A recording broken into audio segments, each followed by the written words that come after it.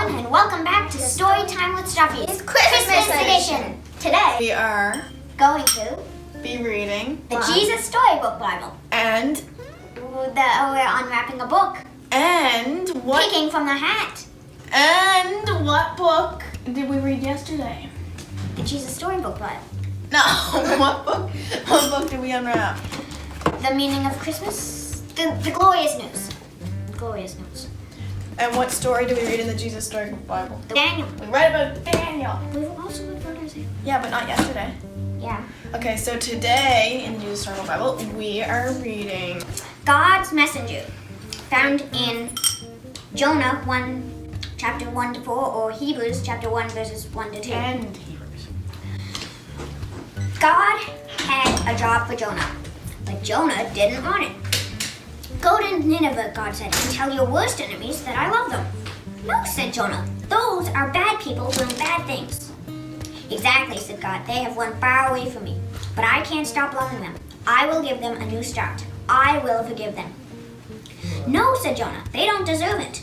I'll run away, Jonah said to himself, far away, so far away that God won't be able to find me. Then I won't have to do what God says. It's a good plan, he said, because as far as he knew, it was a good plan.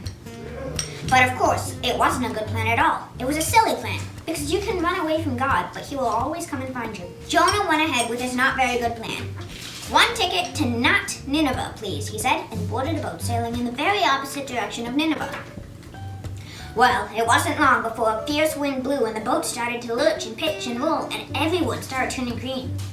Jonah sat bolt upright in his bed. You see, the first thing that went wrong with Jonah's not very good plan was that God sent a big storm after him. The sailors couldn't sail their ship properly. We're sinking, they screamed, and started throwing everything overboard. Suitcases, food, whatever they could find. By now, Jonah knew that the storm was his fault. Throw me in instead, he shouted to the sailors, and the storm will stop. The sailors weren't sure. It's the only way you can be saved, Jonah cried. And so 1, 2, 3, splash. No sooner had Jonah hit the water than the waves grew calm, the wind died down, and the storm stopped. Just then, when Jonah thought it was all over, when he was sure he was going to drown, God sent a big fish to rescue him. The fish swallowed Jonah whole with one big gulp. Jonah must have thought he died. It was so dark in there like a tomb. But then he smelled the rotting food and felt the slimy seaweed and knew he wasn't dead. He was in the belly of the fish. Sitting there in the darkness for 3 whole days, Jonah had plenty of time to think. Pretty soon he realized his plan was, well, a very silly plan indeed. He was sorry for running away. He prayed to God from inside the great fish and asked God to forgive him. After 3 days, the fish spat Jonah safely onto a sandy beach. Just then, Jonah heard someone calling his name. And this time, Jonah said yes. He went straight to Nineveh and told everyone God's wonderful message. Even though you've run far from God, he can't stop loving you, Jonah told them. Run to him, so he can forgive you. The people of Nineveh listened to Jonah and they started loving God. They learned to do what God said and to stop running away from him, just like Jonah. Many years later, God was going to send another messenger with the same wonderful message. Like Jonah, he would spend 3 days in utter darkness. But this messenger would be God's own son. He would be called the Word because he himself would be God's message.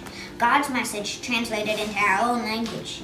Everything God wanted to say to the whole world in one person. Then, why was Jonah swallowed by a fish? And how long was he in the fish's belly? 3 days, and so he could get transported, and he had to think. He had lots of time to think what he was going to do, and he prayed in the fish's belly too. Okay. Anyway. Why was you did that? That's your fault. Why was Jonah afraid to go to Nineveh? Because the people of Nineveh were bad and they were wrong and they did wrong things in the Lord's eyes, and Jonah thought that they should be, wiped off the face of the earth. Now you pick a book. There's only 4 left to pick from. Okay. And Amy unwraps it. And I picked that too. Hold that. Santa's Favorite Story by Hisako Oiki and Ivan Ganschev. That's a Russian name. Ivan Ganschev. One cold day in December, a fox was walking in the forest. As he looked at the snowy trees, he remembered that it would soon be Christmas. Then he heard something. He sniffed the air and looked around. There, fast asleep against the tree, was Santa Claus. He was snoring. Oh my goodness, thought the fox. Santa Claus has come early this year. I'd better go and tell everyone he's here. So he hurried off to tell all the other animals that lived in the forest. When they heard the news, the animals hopped and ran and scampered and flew to the tree. A squirrel chattered excitedly, and Santa Claus slowly stretched, yawned, and then opened his eyes to see the faces of a dozen little creatures. Why are you here? They asked him. Is Christmas going to be early this year? Asked the fox.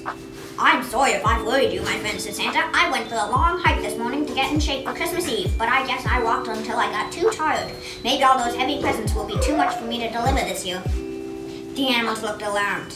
Does that mean there won't be a Christmas anymore? Asked the fox. No, said Santa in a kindly voice. Christmas hasn't got anything to do with me. Sit down and I'll tell you all the story of the first Christmas. It happened long, long ago in a faraway place called Bethlehem. Some shepherds were watching over their sheep in the fields outside the town. It was very quiet and still. Suddenly, a beautiful bright star appeared in the sky. The shepherds heard a voice saying, Do not be afraid. I have good news for you all. Today in the town of Bethlehem, the Christ child has been born. God has sent his son to show what God's love is like. Follow the star to his stable. You're looking? The shepherds followed the star over hills and through valleys, across bridges and past little villages. The shepherds and their sheep stopped too, for there in the stable was a baby, lying in a manger. The shepherds knew that this was the Son of God, and they knelt down and prayed. And that is what happened in Bethlehem when the Christ child came. It's my favorite story because it reminds me why we are so happy at this time of year. Love was the gift God gave to us on the first Christmas, and it still is, you know. And this love is far better than any presents I can ever deliver. Santa Claus put his hands in his pockets and looked slowly around the circle of animals with a kind and happy smile upon his face. How silly we've been, said the fox, to think that Christmas was only about presents. So now you know, said Santa. But come on, you're right that it's almost Christmas. Let's go back to my place and get things ready. All the animals followed as Santa Claus ran off toward his house. He didn't even look tired anymore because he had remembered how much fun his work was going to be. The animals stayed at Santa's house until Christmas Day and helped him every way they could. Of course, the reindeer helped by going out with him to deliver the presents the night before. After a fine Christmas dinner, Santa gave every animal a present. And as they sat around the fireplace later in the day, they all asked to hear Santa's favorite story again. It was a very special Christmas day for everyone. Santa was sure that he had the nicest time of all, though, because he remembered that the best present ever is Christmas itself. That was a nice, cute little book, and the illustrations are really cool. That was definitely done with watercolor. Said the expert. Well, you can tell it looks like it's done with watercolor. All right, now it is time.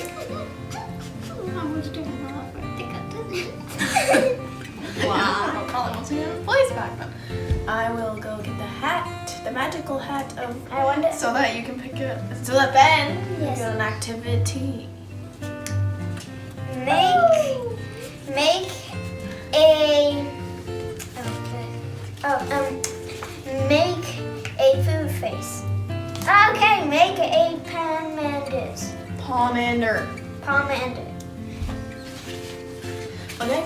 Apparently making pomanders. Do you remember?